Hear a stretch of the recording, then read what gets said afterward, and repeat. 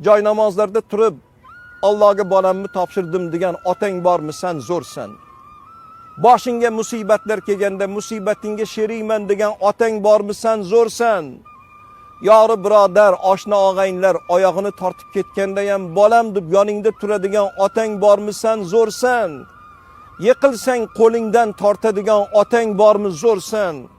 Ko'zingdan yoshing oqqanda ko'zingni yoshini ortadigan otang bormi, sen zo'rsan. Otang dunyodan ketgan kuni farzandni zo'rligi qolmaydi. Qanot singanday bo'ladi. Burchay-burchaylarga o'tib, to'yib yig'laydigan bir davrlar keladi.